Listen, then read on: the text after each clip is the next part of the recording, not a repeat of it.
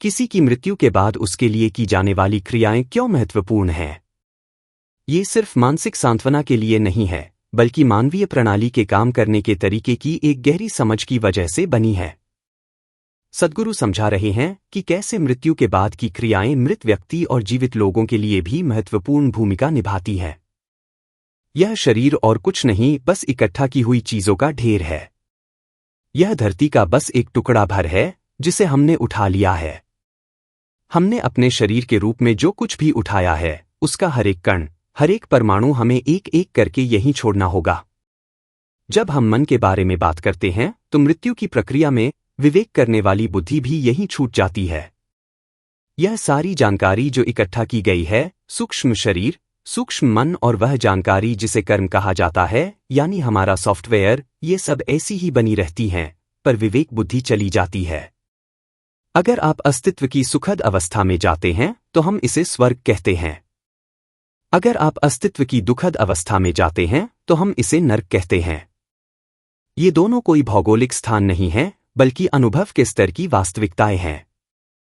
मान लीजिए कि आज आप कहीं पढ़ते हैं कि शेयर बाजार में मंदी है और आप सोचते हैं कि आपका बहुत नुकसान हो गया है। फिर भी अगर आपके पास पर्याप्त विवेक बुद्धि और समझ हो तो आप सोचेंगे, ठीक है, मेरा इतना चला गया है, पर अभी भी मेरे पास इतना तो है। आज मुझे खुश रहना चाहिए। तो आप अपने आप को किसी और चीज में व्यस्त कर लेते हैं और खुश रहते हैं। अगर आपकी यह विवेक बुद्धि चली जाए तो आप मजबूरी में अवसाद या डिप्रेशन की स्थिति में आ जाएंगे। फिर जिस भी प्रकार की आपकी गुणवत्ता है, उसके रुझानों के हिसाब से ही आप व्यवहार करेंगे। जब कोई अपना शरीर छोड़ता है तो उसकी विवेक बुद्धि चली जाती है। उसके बाद आप सिर्फ अपने उन रुझानों के हिसाब से काम करते हैं जिस हिसाब से आपका सूक्ष्म शरीर और सूक्ष्म मन आपको चलाते हैं। और ये उस सॉफ्टवेयर पर निर्भर करता है जो आपके अंदर मौजूद है। चूंकि अब न तो विवेक बुद्धि रहती है, न ही कोई तमीज, व्यावहारिक ज्ञान, तो जिसका शरीर छूट गया है उसके मन में अगर आप सुखद अवस्था की एक बूंद भी डाल दें तो यह सुखद अवस्था लाखों गुना बढ़ जाती है। ऐसे ही अगर आप उसके मन में दुखद अवस्था की एक बूंद भी डालते हैं तो दुखद अवस्था भी लाखों गुना बढ़ जाती है। ये थोड़ा सा वैसा ही है जैसा छोटे बच्चों के साथ होता है। वे खेलने निकल जाते हैं तो जब तक इतने थककर चूर नहीं हो जाते कि आगे खेल ही न पाएं, तब तक खेलते रहते हैं, क्योंकि ये व्यावहारिक ज्ञान उनमें नहीं होता कि कब रुकना चाहिए। मृत्यु के बाद व्यावहारिक ज्ञान पूरी तरह से गायब हो जाता है, एक बच्चे जितना भी नहीं रहता। तो तब आप मन में जो भी गुण डालते हैं वो लाखों गुना बढ़ जाता है। इसी अवस्था को स्वर्ग और नर्क कहा जाता है। अगर आप अस्तित्व की सुखद अवस्था में जाते हैं तो हम इसे स्वर्ग कहते हैं। अगर आप अस्तित्व की दुखद अवस्था में जाते हैं तो हम इसे नर्क कहते हैं। ये दोनों कोई भौगोलिक स्थान नहीं है, बल्कि अनुभव के स्तर की वास्तविकताएं हैं, जिनमें से होकर वह जीव गुजर रहा है जिसने अभी ही अपना शरीर छोड़ा है। ऐसी बहुत सी क्रियाएं हैं जिनसे आप किसी तरह से उस बिना व्यावहारिक ज्ञान वाले मन में सुखद अवस्था की, मधुरता की एक बूंद डाल दें जो लाखों गुना बढ़ जाए और वो जीव, सूक्ष्म शरीर खुद के बनाए हुए स्वर्ग में रह सके। मृत्यु के बाद की क्रियाओं के पीछे का मूल विचार यही है, मृत व्यक्ति का ध्यान रखना। ऐसी भी क्रियाएं होती हैं जिनसे मृत व्यक्ति की अगली यात्रा पर कम से कम कुछ असर डाला जा सके। इसी आधार पर सारी मृत्यु क्रियाएं बनी हैं। जब कोई मर जाता है तो पहला काम जो पारंपरिक रूप से लोग करते हैं वह है मृत शरीर के दोनों पैरों के अंगूठों को एक साथ बांध देना। यह बहुत महत्वपूर्ण है क्योंकि इससे मूलाधार को कुछ इस तरह से सख्त कर दिया जाता है कि उस जीवन को वहां से शरीर के अंदर फिर से प्रवेश न मिले। जो जीवन इस जागरूकता के साथ नहीं जिया है कि मैं यह शरीर नहीं हूं, वो जीवन शरीर के किसी भी खुले भाग में से होकर फिर से शरीर के अंदर जाने की कोशिश करेगा, खास तौर पर मूलाधार से होकर। मूलाधार वह जगह है जहां जीवन शुरू होता है और शरीर जब ठंडा पड़ना शुरू करता है तब यही शरीर का आखिरी गर्म भाग होता है।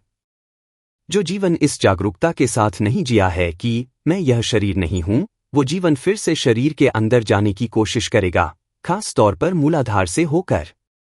पारंपरिक रूप से हमने हमेशा ऐसा कहा कि किसी के मरने पर उसके शरीर को एक खास समय में जला देना चाहिए। इसका कारण यह है कि जीवन शरीर में वापस आने की कोशिश करता है। शरीर को जलाना मृत व्यक्ति के बाद जीवित रहने वालों के लिए भी महत्वपूर्ण है। अगर आपके किसी एकदम प्रिय व्यक्ति की मौत हो जाए तो आपका मन उपद्रव करना शुरू कर देता है, यह सोचते हुए कि शायद कोई चमत्कार हो जाए और भगवान उसे वापस ले आए। ऐसा कभी किसी के साथ हुआ नहीं है, पर फिर भी मन तो अपने खेल खेलता है, क्योंकि उस व्यक्ति के लिए आपकी अपनी भावनाएं हैं। इसी तरह से जिस जीवन ने अपना शरीर छोड़ दिया है, उसे भी लगता है कि वह शरीर में वापस आ सकता है। शरीर को जलाने का विज्ञान।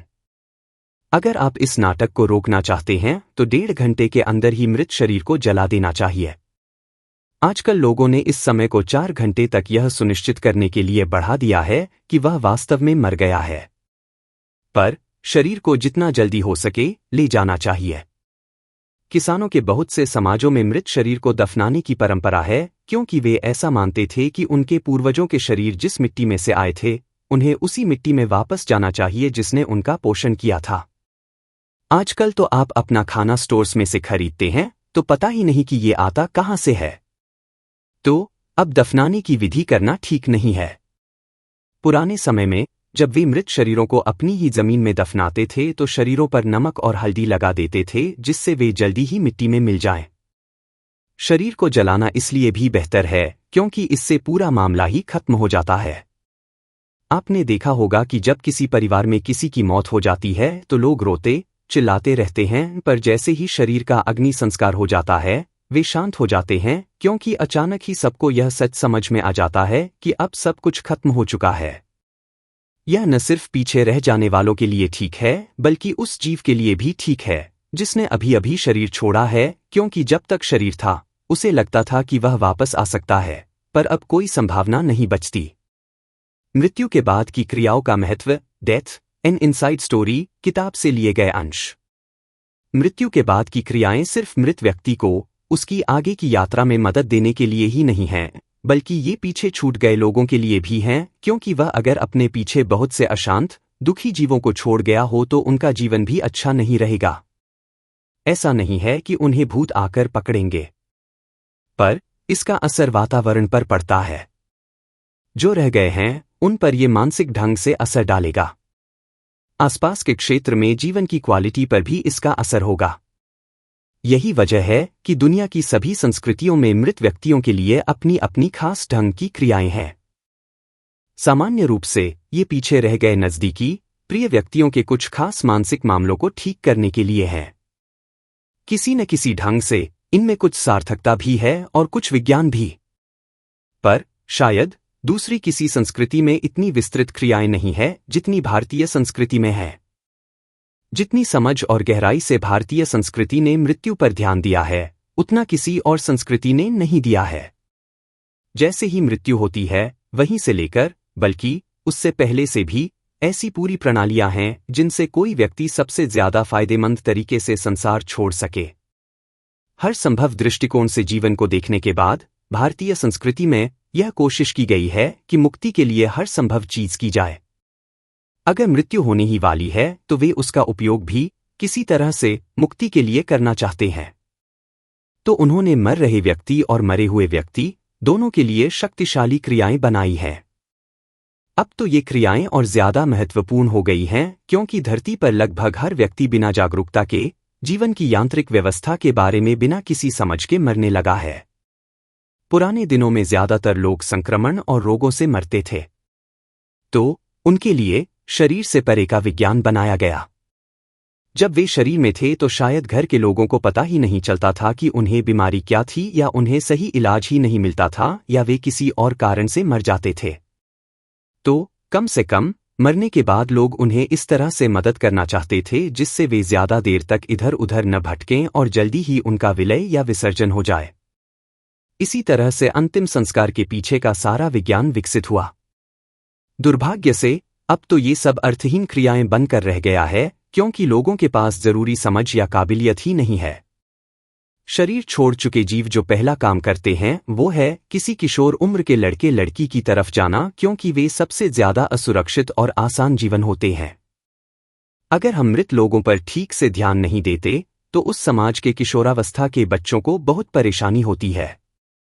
शरीर छोड़ चुके जीव जो पहला काम करते हैं वो है किसी किशोर उम्र के लड़के लड़की की तरफ जाना, क्योंकि वे सबसे ज्यादा असुरक्षित और आसान जीवन होते हैं। किशोरावस्था को आप पिघलती धातुओं जैसी अवस्था का मानवीय रूप कह सकते हैं।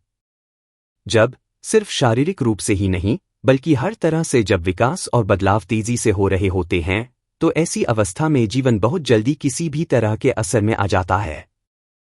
अगर उनके आसपास कोई सकारात्मक या नकारात्मक ऊर्जा हो तो उसे किशोर उम्र के बच्चे सबसे जल्दी सोख लेते हैं। किशोर उम्र में लड़कों की तुलना में लड़कियां और ज्यादा आसानी से इस तरह की बातों की चपेट में आ जाती है। पर किशोरावस्था के पहले के बच्चे, खास तौर पर 8 से 10 साल तक की उम्र के बच्चे सामान्य रूप से इस तरह के प्रभावों में नहीं आते, उन पर यह असर नहीं करता। प्रकृति उनकी इस तरह से सुरक्षा करती है, तो आपको उन्हें ज्यादा सुरक्षा देने की जरूरत नहीं है। ज्यादातर 10 से 20 साल तक की उम्र के बच्चों पर ऐसी बातों का असर होता है। मैं जब असर होने की बात कर रहा हूं तो ये उनके हार्मोनल बदलाव या शराब नशीले पदार्थों के संदर्भ में नहीं है। ऐसा भी हो तो सकता है, पर यहां बात कुछ दूसरी तरह के असर के बारे में है जिनकी चपेट में ये बच्चे आ सकते हैं। आजकल आप देख सकते हैं कि किशोरावस्था में बच्चों को कितनी तकलीफों, समस्याओं का सामना करना पड़ता है। पुरानी पीढ़ियों में किशोरावस्था की इतनी समस्याएं नहीं थीं। इसका एक कारण यह भी है कि हम मृत लोगों का सही ढंग से ध्यान नहीं रख पा रहे हैं। ये कुछ ऐसा है जैसे वो सॉफ्टवेयर इधर उधर भटक लटक रहे हैं और किशोर उम्र के बच्चे उनकी चपेट में आ जाते हैं। इसीलिए या तो जागरूकता पूर्वक जानने से या फिर अपनी समझ से सभी संस्कृतियों में लोग अपने किशोर उम्र के बच्चों के लिए एक सुरक्षात्मक वातावरण बनाते हैं।